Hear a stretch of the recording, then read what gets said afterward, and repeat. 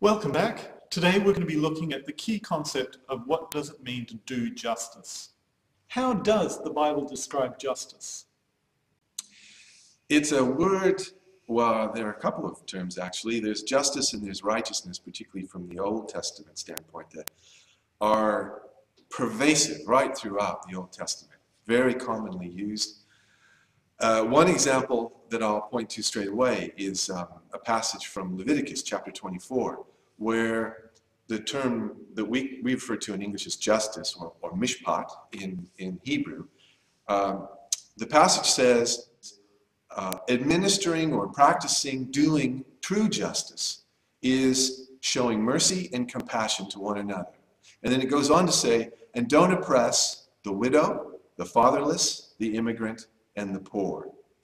And those are sort of four key members of society in the Old Testament that are commonly referred to whenever God draws attention to what it means to practice or to do justice. There's two sides to that. What we do for one another, reflecting the mercy and the compassion of God, and taking a special interest in those who are on the margins, on the fringe of society, those who are easily overlooked and who don't have much of a voice for themselves.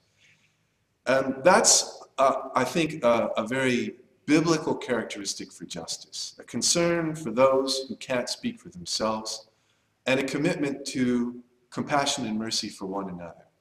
And even that carries into the New Testament, although in the New Testament, of course, Jesus speaks to us much more as individuals rather than the Old Testament's concern for the society as a whole society. How does a biblical view of doing justice compare to a Western understanding of doing justice?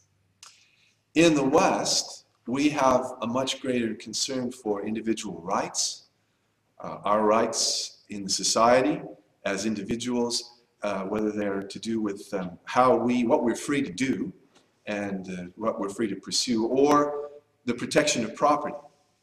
And a lot of justice in the Western sense, even though it has its roots in the biblical past, has a lot more to do with protecting our rights as individuals and giving us maximum freedom as individuals. I think the biblical concern is a little bit more. It certainly is a reflection for what is at the heart of God, because justice actually derives from the character of God himself. God's concern, in a sense, isn't for his own rights.